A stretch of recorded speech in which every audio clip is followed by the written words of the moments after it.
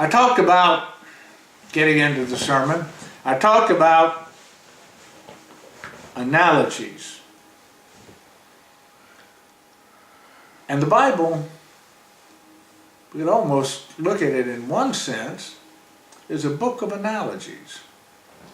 And there are many analogies found in the Old Testament which really relate to not the things that happened in that time to those people.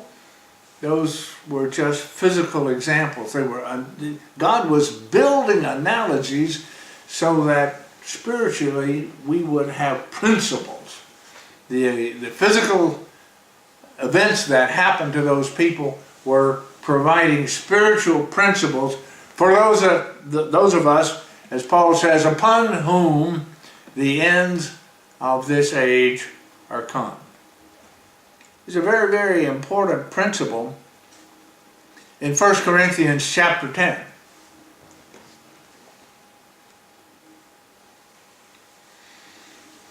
And I would really recommend, especially at this point in time of the year, maybe I ought to take a break right here and just do a little explaining to Merritt in particular, because this is the first time she's been with us leading up to the Passover. There are certain customs that we follow as a church as we approach the time of the Passover.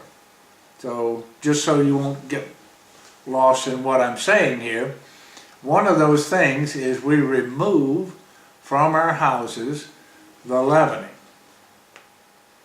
Leavening being yeast, anything which makes bread expand. For a period of 7 days, we remove those things from our houses.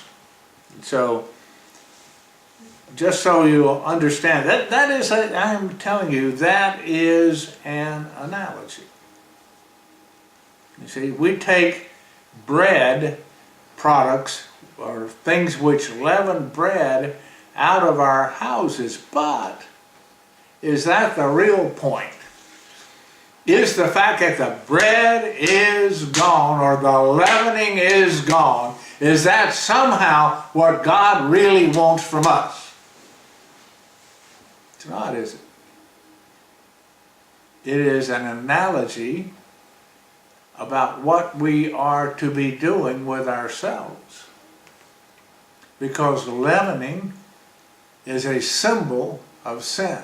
And as we approach the Passover, we are in particular to take the time and examine ourselves and we are to get the leaven. It's a physical reminder that God gave us, and we are to do it.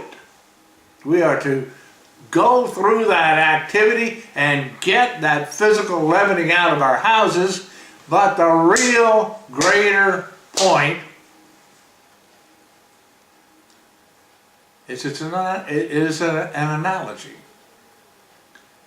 And that analogy is relating to us personally.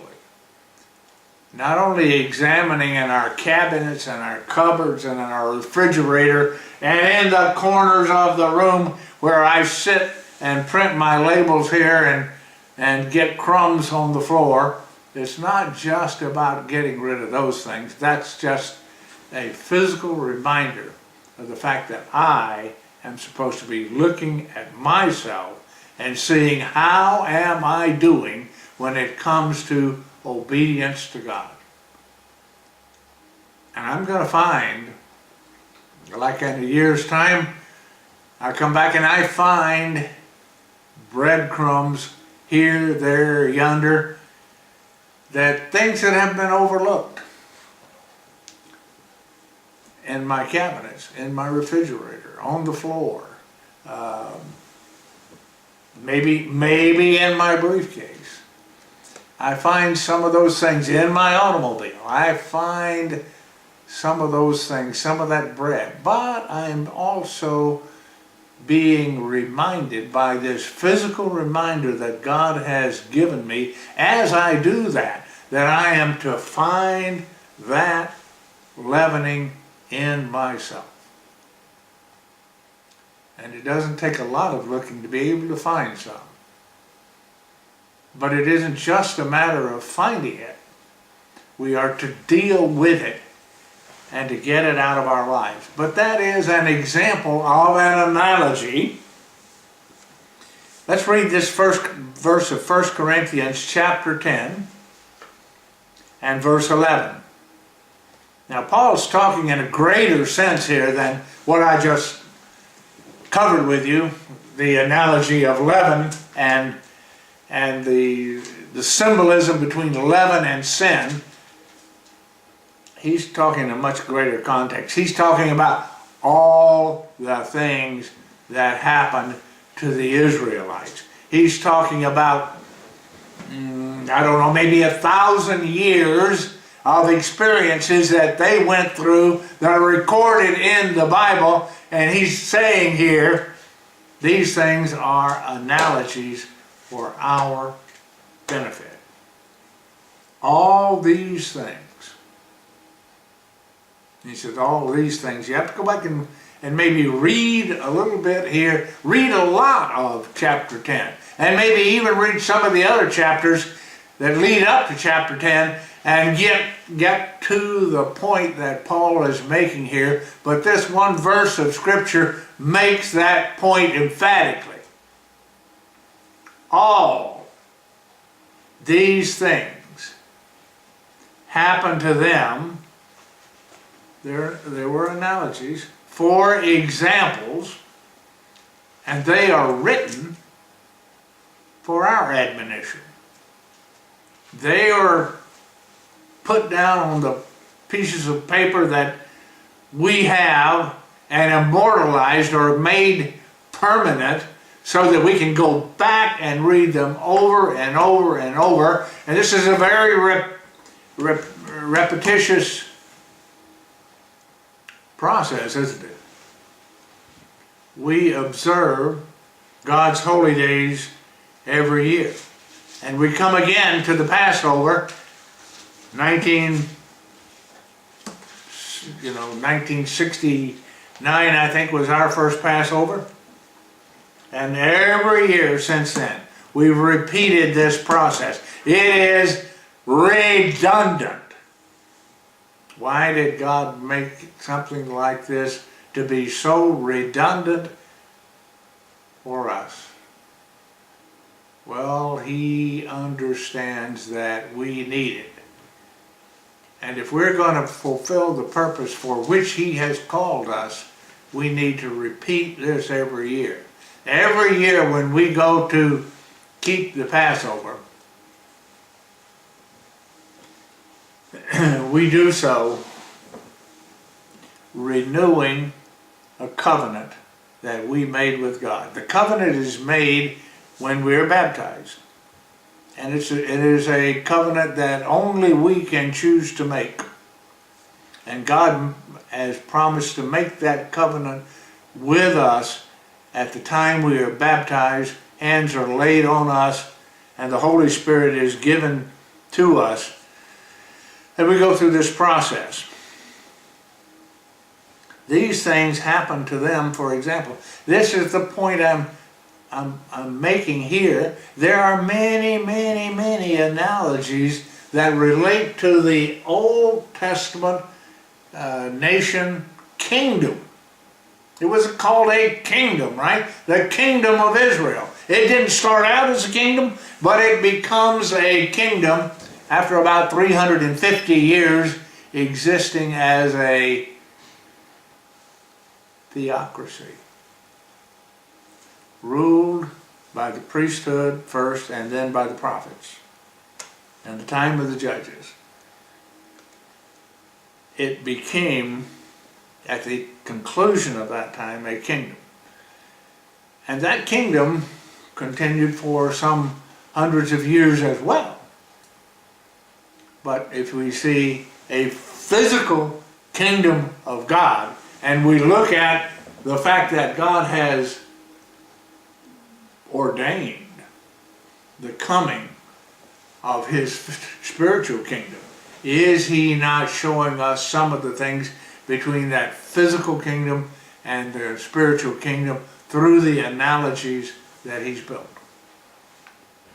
I would argue that he has, that he is.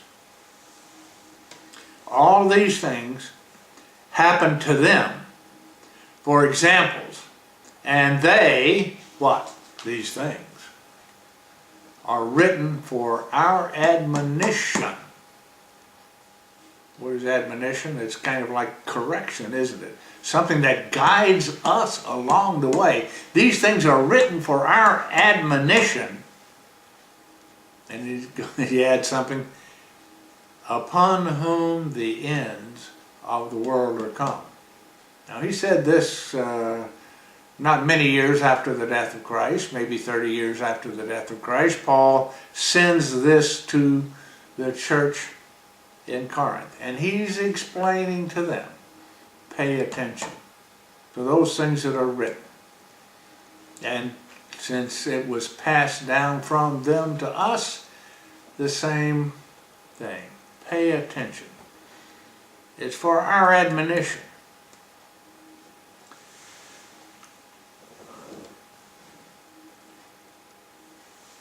And so we can look, yes, we're de-leavening ourselves. We're getting the yeast out of our personal house, not out of the home that we live in, but out of ourselves personally. That's the real point. That was an analogy. And so if we think that by putting the physical leaven out of our house, we have satisfied God, we are greatly mistaken. I'll just read this verse of 1 Corinthians chapter 10 in regard to that. Verse 12. We read verse 11, but here's verse 12.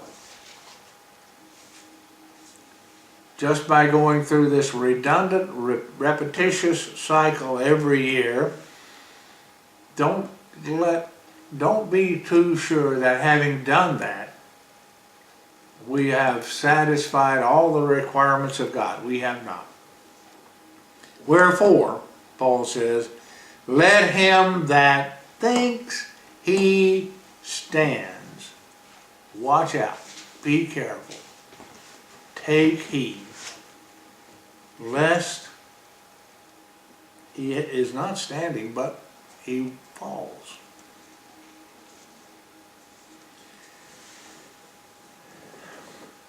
Just pointing out to you here the comprehensive nature of the analogies that exist. Paul says all these things. That makes it pretty comprehensive, doesn't it? When he says all these things happened to them. For examples. Who got the benefit of those examples? They didn't. They died without having received the possibility to have eternal life. That remains for them to receive in the second resurrection. For the most part. For the most part. There'll be a few exceptions to that. But for the most part, they will not have that opportunity until the second resurrection. Examples of physical things which we should then diligently look at and think about and learn from, so that those things were not written down in vain.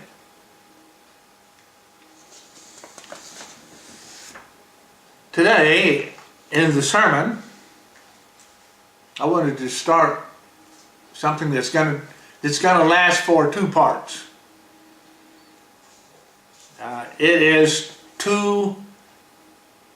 There are 2 different attitudes that are portrayed by the first 2 kings of Israel.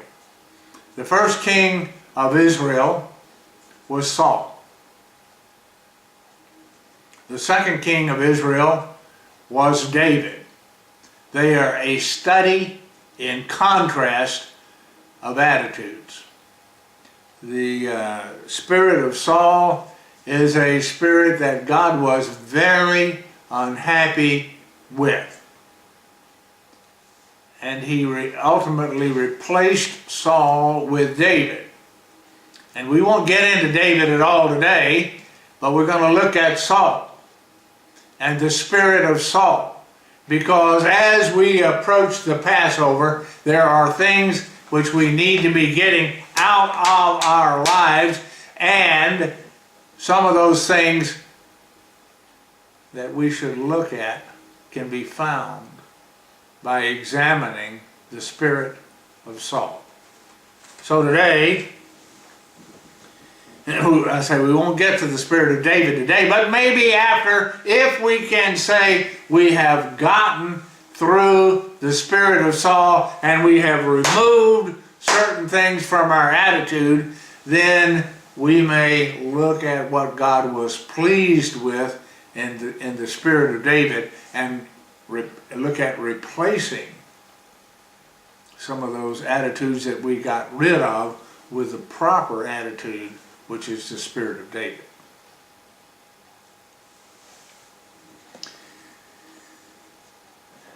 David is pictured as having an unleavened attitude in many ways. David had many mistakes and many serious sins, but he knew how to repent and return to God. Today, let's focus on Saul. Identify the spirit of Saul, and then consider how it is that we remove that attitude of leavening as we approach the Passover. And I have 5 stages that I identified, and no doubt there are many others that could be identified, but I thought of these 5 stages in the attitude of Saul that maybe it would be good for us to focus on as we approach the Passover. And the first 2 predate the fact that Saul was the king. These are sort of the attitudes of the nation which give rise to the king which they wanted. That king was Saul. We have to start 350 years before the time of Saul.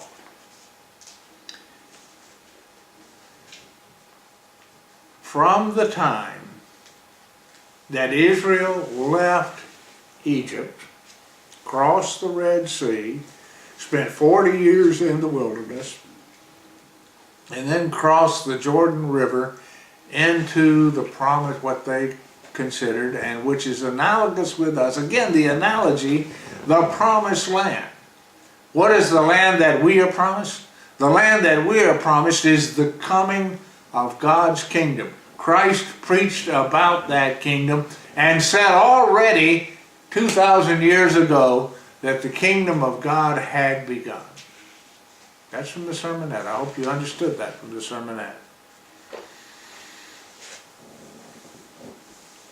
Once they crossed the Jordan, they were then ruled, Israel, ultimately they become a kingdom. A kingdom is a kingdom in large part because it is ruled by a king. Now for the first 350 years after they crossed the Jordan River,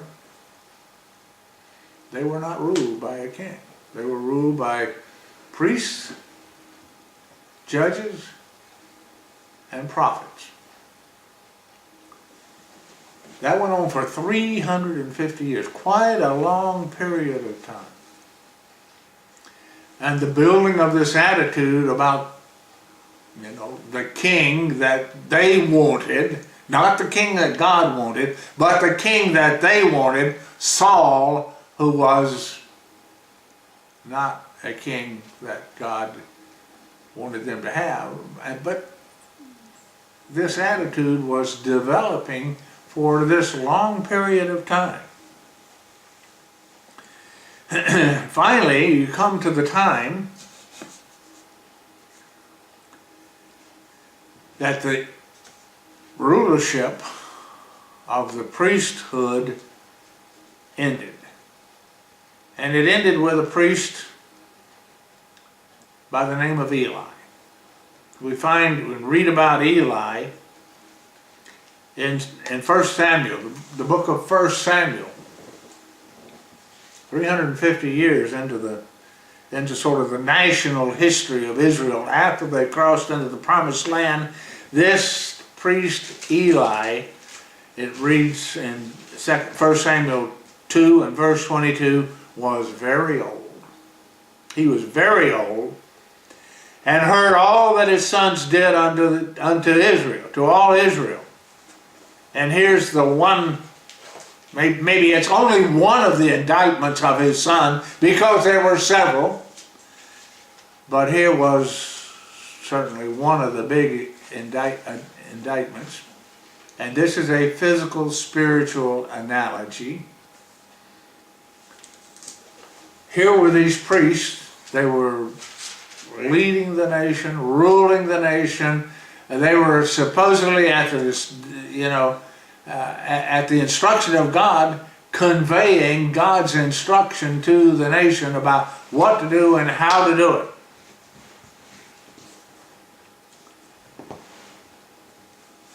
Eli was very old. And by the way, the priesthood at this point, this is an interesting kind of dichotomy, but the priesthood at that point was, how was it passed down? From the sons of Aaron. They were sons of Aaron. And the priesthood was like an inherited thing that was given to Levites, not to all Levites, but only to a certain segment of the Levites, the sons of Aaron. Eli, he was the high priest. He was the number one kahuna, you might say. He was very old, and I think it said in some of the research that I looked at, he was 96 years old, if we understand correctly at this time. And heard all that his sons did unto Israel, and how they lay with the women that assembled, it just says in the King James, at the door of the tabernacle of the congregation. If you examine the word, it means, the word that women that assemble, it means the large number, like an army of women that came to the tabernacle of the congregation. So there was, what it's saying here, there was rampant violation of the seventh commandment openly being practiced by the priesthood at the tabernacle. Now, I don't know, it almost reads like it's happening right here in public, but I don't know that that's necessarily something that would be inferred. It could just be, it just might mean that they assembled at the door of the tabernacle and conducted this sin otherwise. But this is a sin that was going on there at the tabernacle by the priesthood. They had been appointed by God as the rulers of the nation. They were to communicate with God and to deliver the instructions of God to the people, and they were so profane in all that they were doing. And it wasn't just the men. The women were assembling there and making themselves available.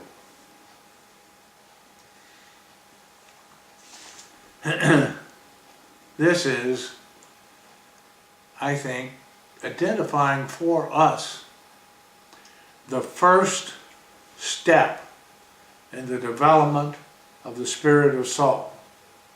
But it is by analogy. We will see that, because physical adultery, on the one hand, has its spiritual counterpart, on the other hand, if physical adultery is the example, the physical example that we see, what is the spiritual counterpart? There is a spiritual counterpart that God regards by analogy here. It's identified in a few places in the Bible, but here's one where it's identified very clearly. James chapter 4 and verse 4. James uses pretty bold language here in this regard. He says, "You adulterers and adulteresses, male and female, don't you know?" Now, in saying that they're committing adultery, maybe we think about here was this physical adultery going on, but now God is identifying what this physical adultery was going to be implying about the future. All these things happen to them for examples, for us, upon whom the ends of the earth are come. Don't you know, James says, friendship of the world is enmity with God. Now, he already started out by saying, you adulterers and adulteresses, you sexually immoral. They weren't physically, he's not writing to people that were being physically, sexually immoral, that we know of anyway, but he is saying what? You are adulterers and adulteresses because of your friendship with the world. That is a kind of adultery as far as God is concerned in relationship to his truth. Don't you know? Friendship of the world makes you the enemy of God, is enmity with God. Therefore, whosoever will be a friend of the world is an enemy of God. But why? Because God regards that as spiritual adultery. Physical adultery was the example. Preparation. If this is the spirit of Saul, if this is the stage one of the spirit of Saul, is this something we need to look at in our own lives? Are we, and we all are we particularly interested in the things of this world? Or do we have our head turned from the things of God to the things of this world? Are we in that way somehow, whatever our individual circumstances are, committing spiritual adultery?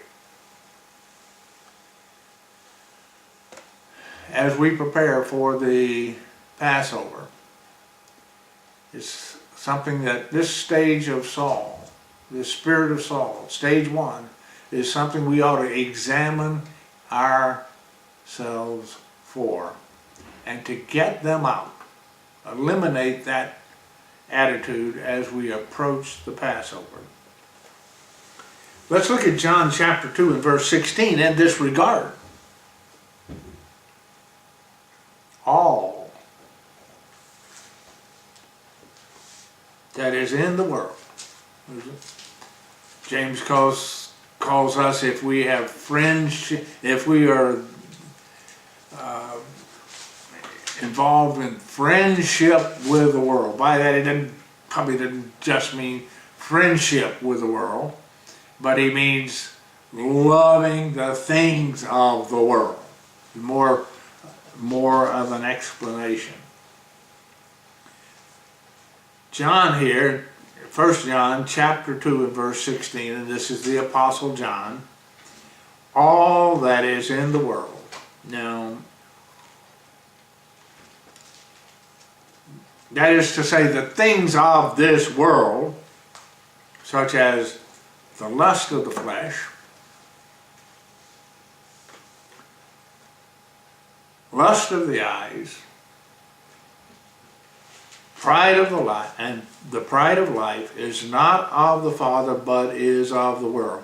If we are hung up on those things, if those things are more important to us, it isn't that there's a certain amount of this that's acceptable and even good, you know, but if they are the driving forces in what we do, when we do it, and how we relate to God, then that's wrong.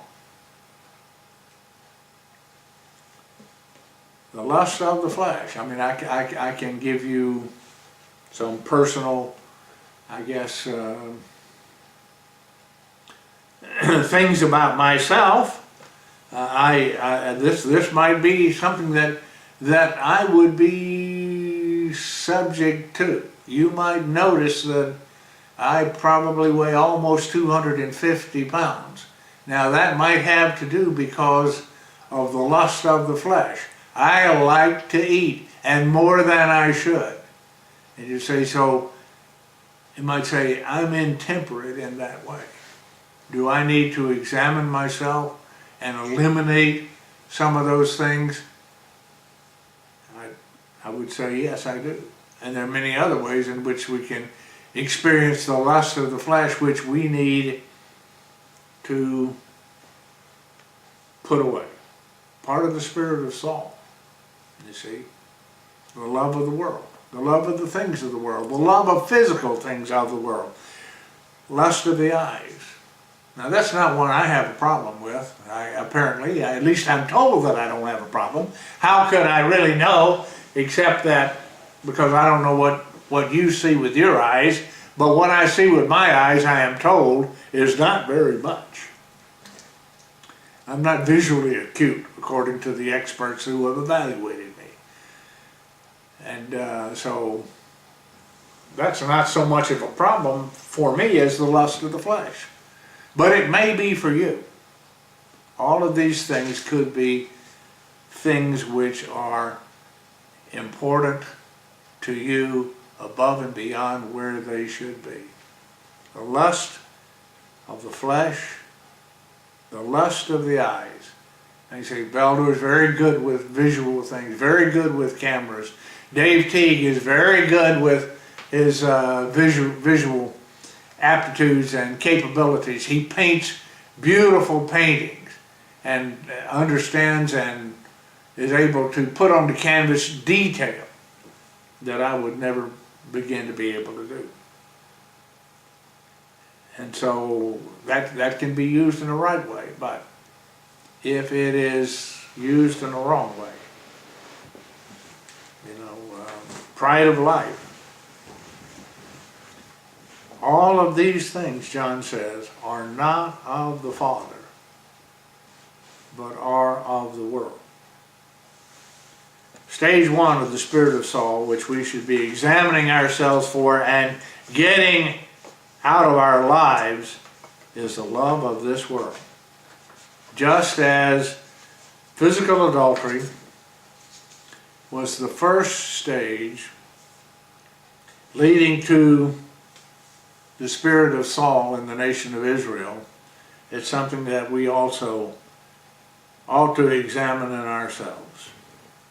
Second stage, and the attitude of Saul happened only one generation. We went 350 years building up this attitude of the love of the world, or this kind of physical sexual immorality which started to develop and went on for 350 years through the priesthood. But then after Eli's life ended and his sons were killed all in a day, the priesthood ceased. But God had prepared for that before that priesthood ceased. If you remember the story of Hannah and Samuel, Hannah had gone and prayed to God for a son and promised to give that son to the temple. and she gave Samuel to the temple. And he was raised in the temple, and he served in the temple with Eli. But then the time came when Eli died. He fell over backwards, and his neck was broken. And at the same day, his two sons, Hophni and Phinehas,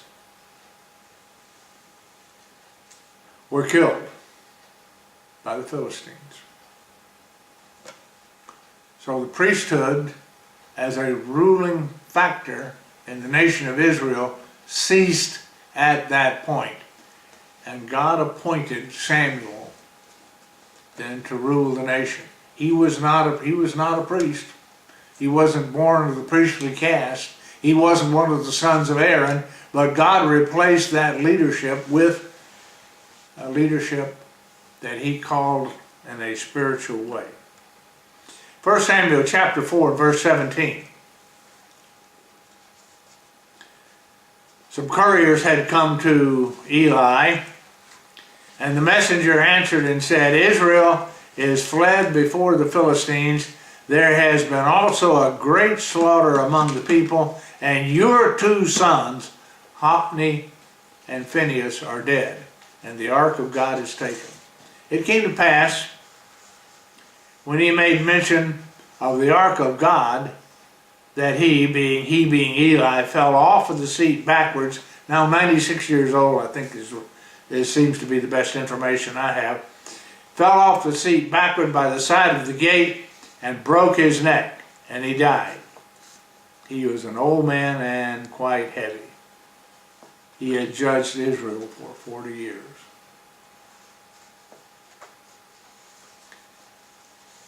So how was it that God, and we have to look at this as a replacement of the way that God had done things before that.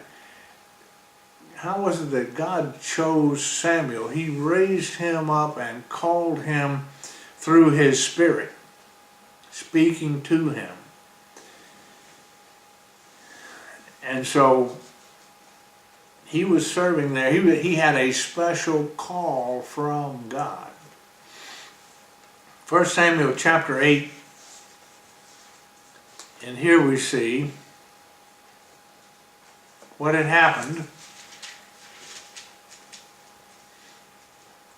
subsequently, when Samuel, who had ruled, I don't know how long Samuel ruled and judged in Israel, but some long time. And the time came that he was old, and there was going to need to be a leadership change. Samuel had been called and chosen by God. 1 Samuel 8, verse 1, it came to pass, instead of waiting for God to establish the leadership that he would have put in charge of the nation, the way he did it when Samuel was put in charge of the nation, he decided that he better appoint someone to take over the rulership of the nation. And who did he choose? He chose his two sons.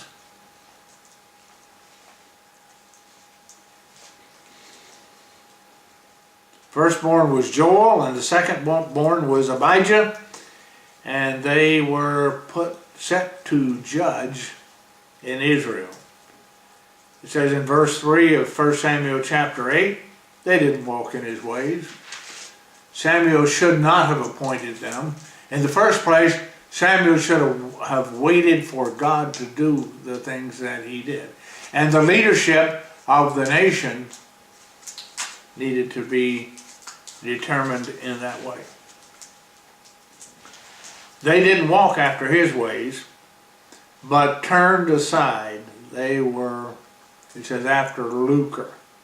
What does that mean? They wanted money. They wanted to build up the treasury of their own. They took bribes and they perverted judgment. So you grease their palm and you'd get the judgment that you wanted, if you could pay for it. And this was a great abomination again in the nation of Israel. It wasn't a kingdom yet, but now it's getting very close to becoming a kingdom. Saul hadn't been manifested yet, but we're going to find Saul manifested here. But the attitudes that gave rise to Saul, we might say the things, the spirit of Saul that existed in that nation was already occurring. Took bribes and perverted judgment. Here's a warning, something that we need to, I would say, watch out for. See, Samuel was a great leader of God, great leader of God. But when it came to the end of things, he failed to leave those matters in the hand of God. And he chose the leaders that he thought should be. And I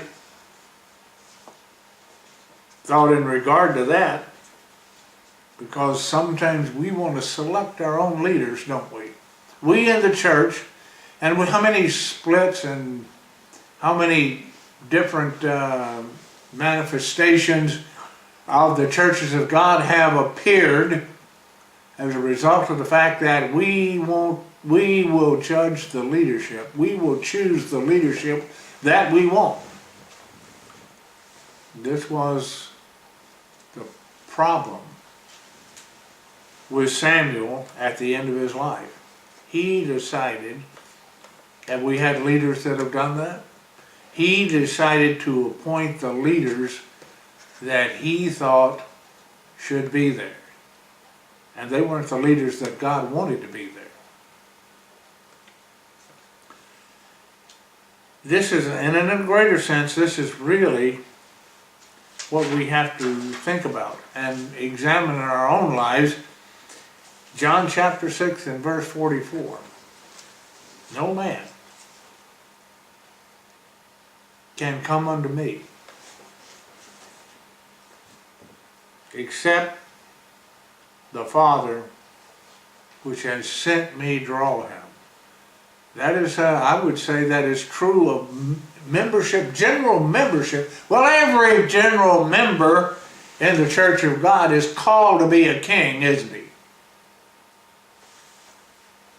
Or if you want to put gender into it, a king or a queen, but they're all called to be rulers in the kingdom of God. But no man can do that, it says. It is without exception.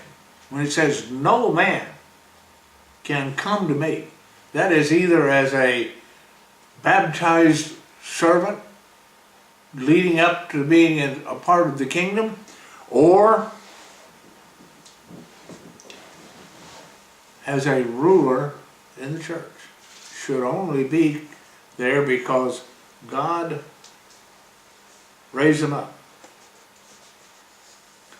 And we, as people of the church, have from time to time chosen to set up our own leaders. In fact, you know, there's a large number, I don't know how large the number is, but there are a number of people who set themselves up to be the leaders in God's way of truth.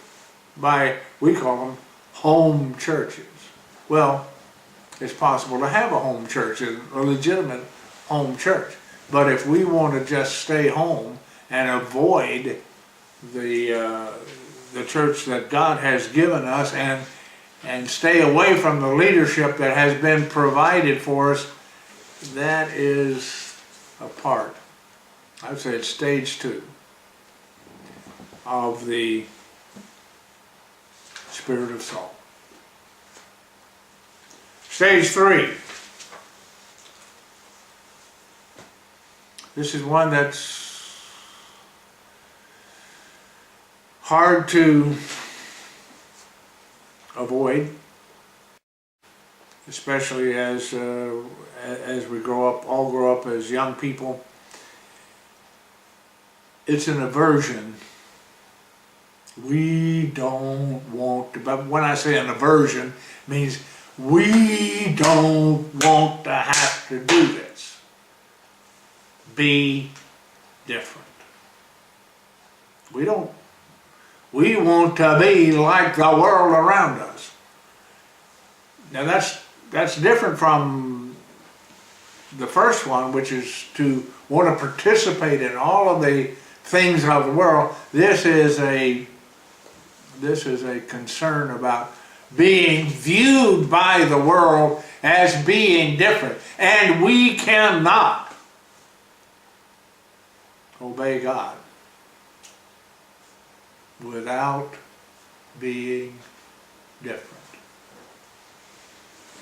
Obedience to God makes us different, and it will be something that will be immediately and spiritually understood by everybody around us when they see us doing the things that we do, which are in obedience to God. It will make us different.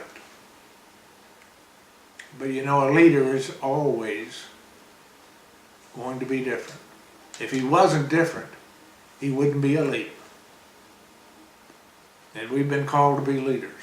That means we're going to be different.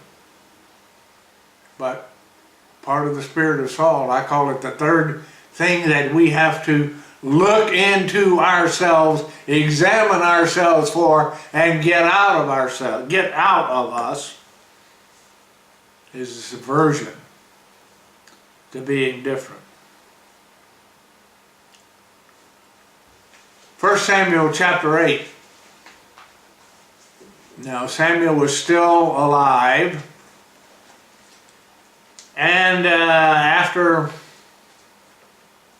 he had appointed his sons, and his sons had perverted judgment and taken bribes.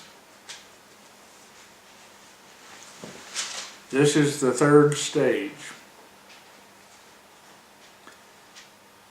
1 Samuel chapter 8 and verse 4. All the elders of Israel gathered themselves together and came to Samuel. Samuel was at Ramah. And they came to see him. We got to take this matter up with you, Samuel. We don't like what you've done, and we have a different idea about what's going to be necessary here. You're an old man. I guess I'm an old man too. And so I guess every one of us at some point are going to be old. But they weren't so much complaining about Samuel being old as that he had appointed his sons and he wasn't going to be around too much longer with those sons. You are old. Your sons don't walk in your ways. And they said, God hadn't suggested this at any point up to that time, but now they tell Samuel, give us a king. We want a king. And here's the conformity part. They didn't want to be different from the rest of the nations. Give us a king to judge us like all the other nations. They wanted to be like the other nations. They didn't like looking different. It was really a different nation, wasn't it? The whole nation was extraordinarily different. I mean, we might say, okay, well, we're a Christian church, but are we really a Christian church in the eyes of the rest of the world? No, we're not. See, they feel and they look down on us because of what? Because of the things which we do. We keep the Sabbath day. We keep the holy days. We keep the laws of clean and unclean meats. We do visible things that conform to the law of God, not to their expectations of what they think Christianity is. These people came, these elders came to Samuel and said, we want to be like everybody else. Make us a king like all the nations around us.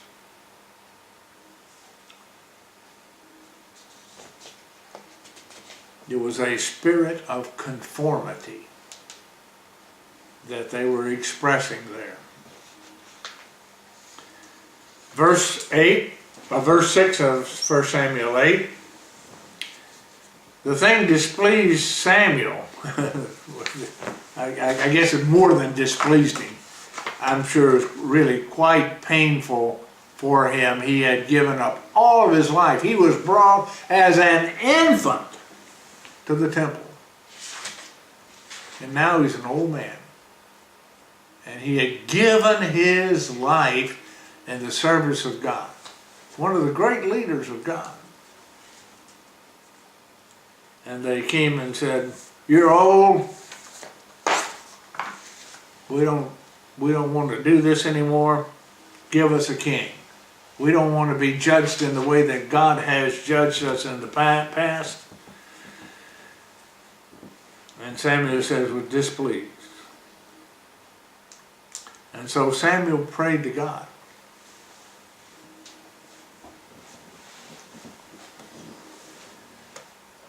And ultimately, verse 7 says, God said to Samuel, do just what they ask you to do.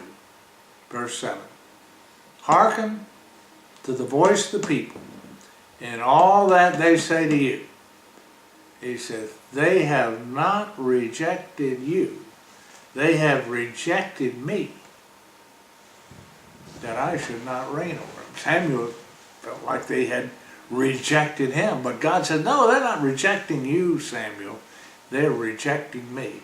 What they went in taking on this spirit of conformity and wanting to be like the world, wanting to be like the nations around them, having a real king instead of some judge that God appointed. Being like the nations, wanting to be like they were. That's not a rejection of you. That's a rejection of me. So that's the third stage. One of the things that we should examine ourselves for. How much are we affected by wanting to be like the world, to be accepted by the world around us?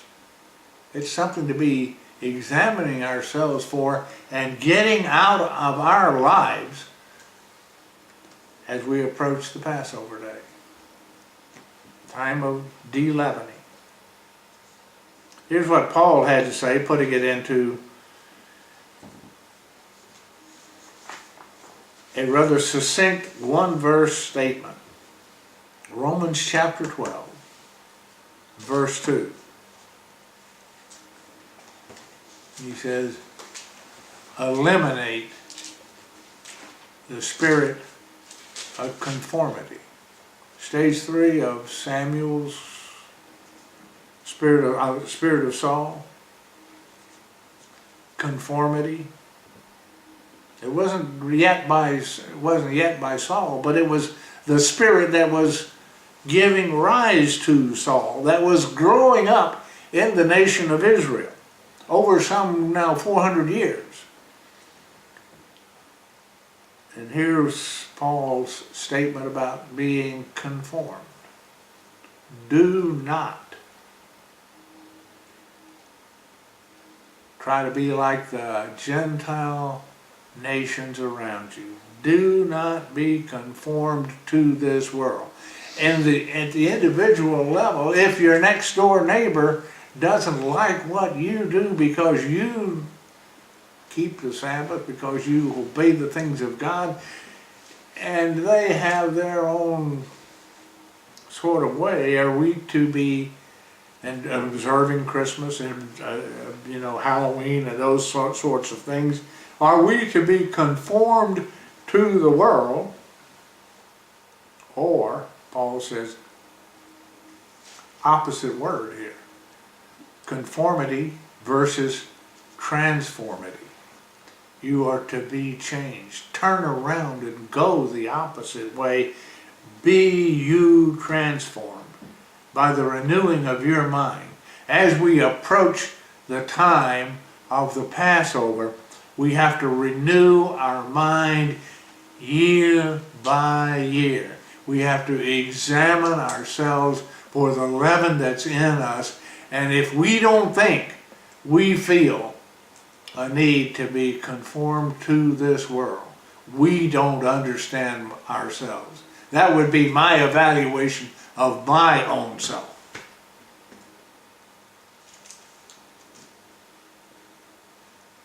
Don't be conformed to this world.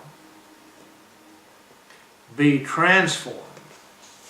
How do you be transformed? By the renewing of your mind, by the keeping of the Passover, and by the celebration, and the renewing of the covenant that we have made with God, by examining ourselves and removing the spirit of conformity from our lives. Be transformed by the renewing of your mind, that you may prove that which is good and acceptable and perfect will of God.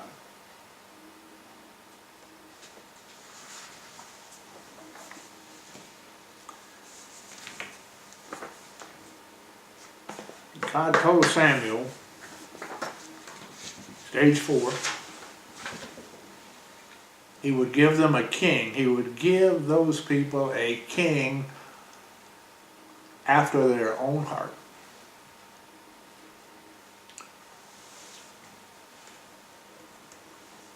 And so, what they wanted was a king like the nations around them. And the Bible says of David, David was a man after God's own heart, but Saul here, by contrast, is a man that was completely after the heart of the physical nation of Israel, not after the heart of God at all. And you see, first of all, physical characteristics. Here's a description of Saul. This is what the people wanted for their king. God gave them the king that they wanted. 1 Samuel chapter 8, verse 22. We already read it, but I'll read it again. The Lord said unto Samuel, listen to the voice and make them a king. Listen to their voice and give them a king. And Samuel said, everybody go to their own city. Chapter 9 starts to talk about this king. There was a man of Benjamin whose name was Kish. As we look at it, Kish is Saul's father.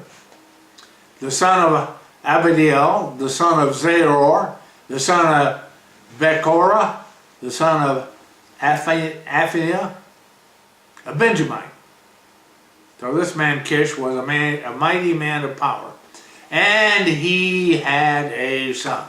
This son is going to be the king, but notice the physical description of this king.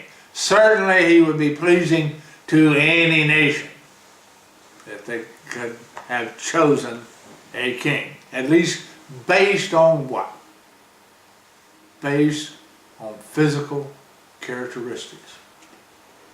This king that God was giving them was not based at all on spiritual characteristics. He was based on physical characteristics.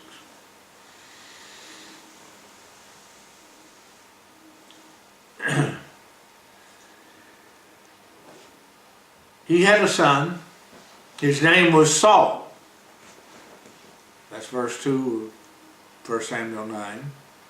a choice young man. He was a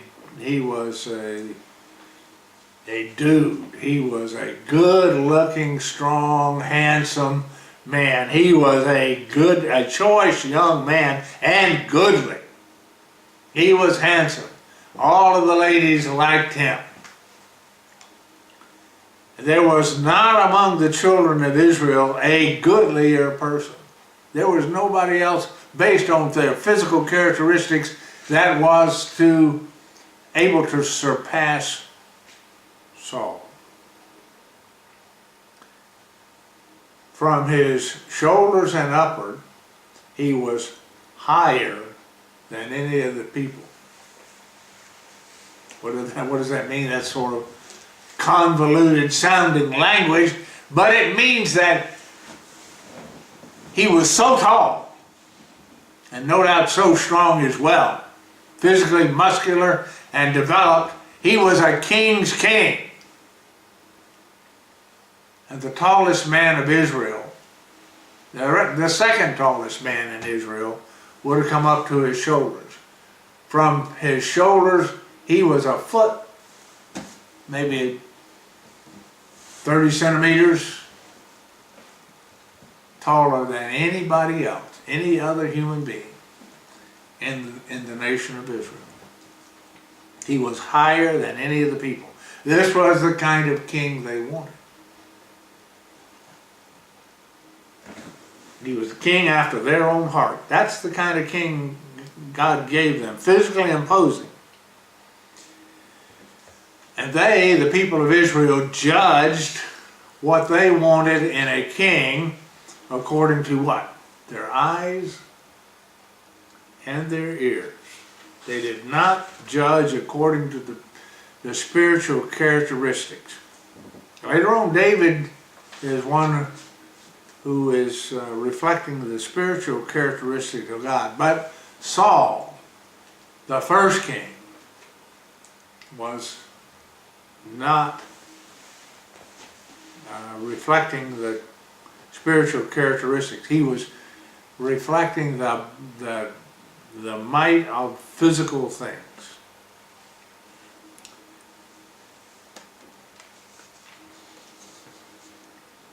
For us, and we are called to be kings, aren't we?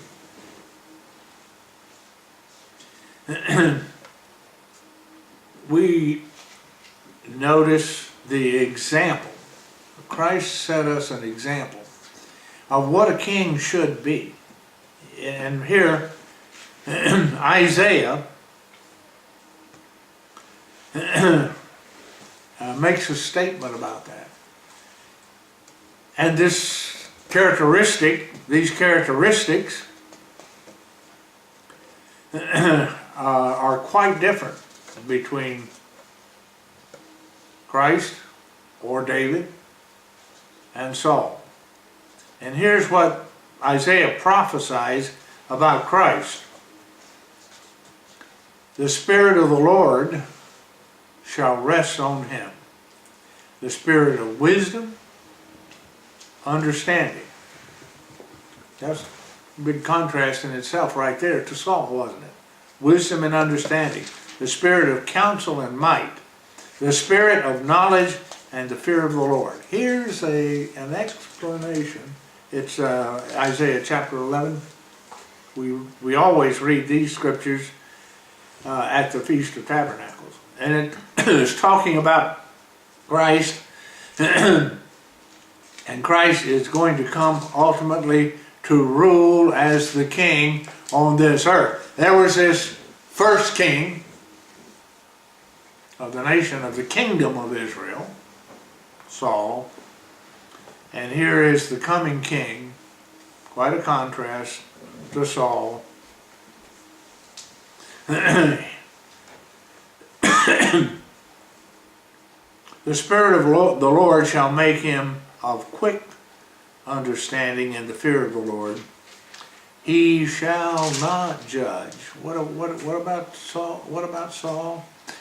It says here about Christ, he shall not judge after the sight of his eyes, or reprove after the hearing of his ears. but with righteousness. Stage 4 of the spirit of Saul. Saul judged with the sight of his eyes and the hearing of his ears. It says here, Christ is not going to do that, and we ought to examine ourselves and say, what do we base our judgments on? And we are called to judge. Ultimately, we're going to be judging in God's kingdom. People are being prepared to judge the world. You find that in 1 Corinthians chapter 6. It says, we will even judge angels. How are we going to judge? And should we know that the attitude of judgment which we display is something we ought to examine ourselves for as we approach the coming of the Passover? With righteousness, the example. You know, Peter says, he has set us an example in all things. This is what Isaiah prophesied about Christ, and Christ fulfilled in his life. With righteousness, he'll judge the poor.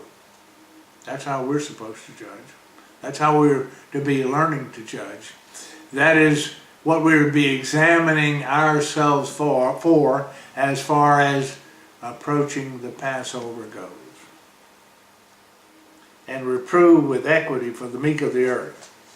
He shall smite the earth with the rod of his mouth, and with the breath of his lips shall he slay the wicked. So as we approach the Passover, I would say stage 4, examine ourselves and be sure we judge as Christ would judge, and not as Saul judged with his eyes and ears. Here's the 5th stage of the attitude of Saul, which I compiled. You might come up with some other ones.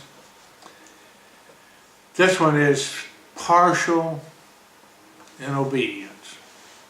Saul was partial in his obedience to God. He wasn't total in his obedience. And we find in David, again, the contrast, except for some obvious failures. David was completely total in his obedience to God. 1 Samuel 13, coming to here the time when Saul is rejected by God, and his rejection is based on not this one event, I wouldn't think, but it is based on a series of events where Saul is continually partial in his obedience to God. You know, we are given God's commandments, and we are to be wholehearted in the following of those commandments. 1 Samuel chapter 13 and verse 8.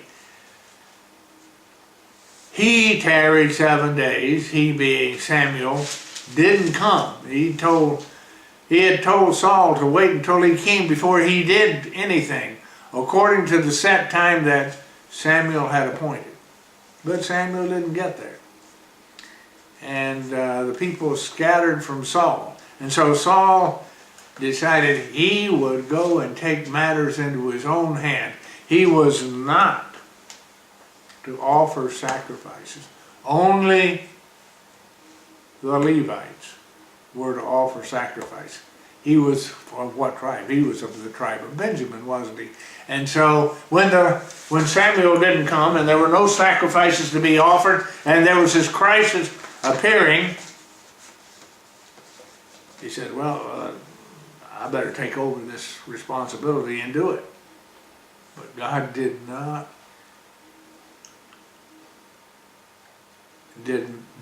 accept that. He had specifically been given a commandment that he was not to do that. It came to pass as soon as he made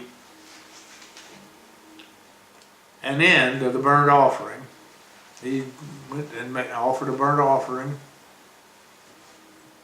and prayed to God, which was a violation of everything God had commanded him to do, but he did it anyway because he needed, what? To take matters into his own hand. And that is a big temptation for all of us, isn't it? When we wait on God and God doesn't respond to us in the time frame that we think he should, then we got to find a way to do it ourselves.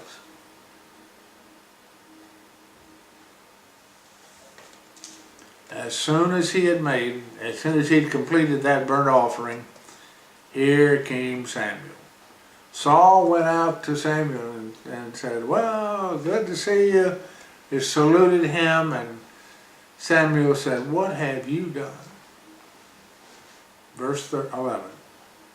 Saul said, because I saw the people were scattered from me, and after all, the Philistines are out there, and they're gonna overwhelm us, and so I had to do something. God couldn't take care of the problem. I had to do it. That's a big part of the attitude of Saul. Taking the things that God had reserved for himself and being partial in obedience. And I saw you didn't come, Samuel, within the days that you said you were coming. And the Philistines gathered together at Michmash. And I said, the Philistines are going to come down here to Gilgal, and I have not made supplication to the Lord. I forced myself, and it says, forced myself. I did it. I knew I wasn't supposed to do it, but I did it anyway. I forced myself, therefore, and offered a burnt offering. Samuel said, you have done foolishly. You have not kept the commandment of the Lord which he commanded you. And we would surmise from that there was a specific statement between Daniel and Saul about this. For now, would the Lord have established, you just missed out. God would have established, if you had followed his commandments, he would have established your kingdom upon Israel forever. And I wonder, I look at myself and I'm wondering,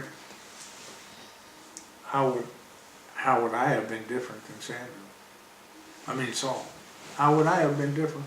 Would I have had that kind of veracity in the face of the adversity that he was looking at with a whole army of Philistines out there, many times bigger than his army? Would I have had the resolve to wait for God?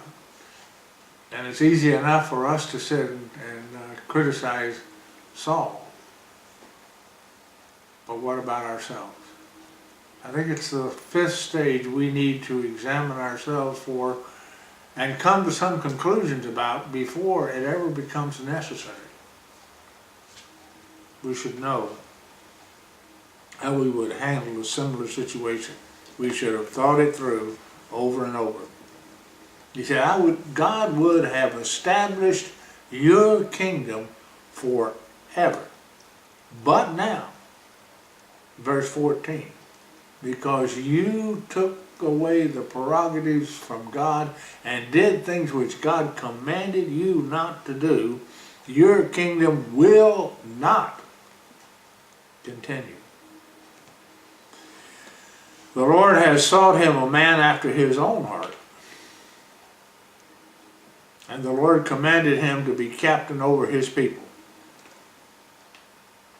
because you have not kept that which the Lord commanded you. Well, who was the man that God chose to be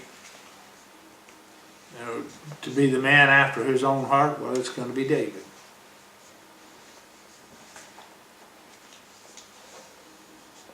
In our obedience to the things of God, we need to really take them serious and examine, as we approach the Passover, how we're going to face those things. Self-examination.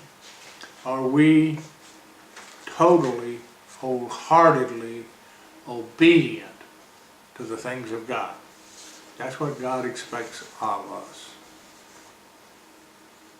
2 Corinthians chapter 2 and verse 9. Paul writes to the church in Corinth, second book of Corinthians. To this end did I write, that I might know the proof of you, whether you be obedient in all things. Paul's writing to them about being totally obedient. And that's what he expects of us. And are any of us? Afraid we all have feelings in that regard, don't we? That's the reason we need the Passover. That's the reason we go to the Passover and reclaim the covenant that we made with God. John chapter 15, Gospel of John chapter 15. If you keep my commandments, you shall abide in my love, even as I have kept my Father's commandments and abide in his love. Wholehearted obedience. Let's examine ourselves for stage 5 of the spirit of Saul, and let's get that leavening out of our lives. The Bible provides analogies, and we can see here some number of analogies. We come back around in this cycle, and now we de-leaven again. We start again to relive on the annual basis God's holy day plan. As we do that, I just would again review these 5 manifestations of the spirit of Saul and suggest that we all should examine ourselves for them as we approach the Passover. Adultery, not physical adultery. I guess we could say also physical adultery, but primarily being talked about is spiritual adultery. That offering of ourselves for the things of this world. Secondly, accepting the leaders that God calls and puts in place in his church. Second stage, not selecting who we want to be the leaders, but accepting the leaders that God has put in place. Third thing is spirit of conformity. Let's think about being transformed and not conformed to this world. Transformed by what? By the renewing of our minds as we approach the Passover. Fourth, judging righteous judgment, as Christ did. So the spirit of Saul was one where the people judged the king that they wanted by the way he looked, with the sight of their eyes and the sound of their ears. They wanted a king like the nations around them, judging their choice of their king on a physical basis. And the fifth one is being wholehearted in their obedience. In a future sermon, we'll talk about the spirit of David.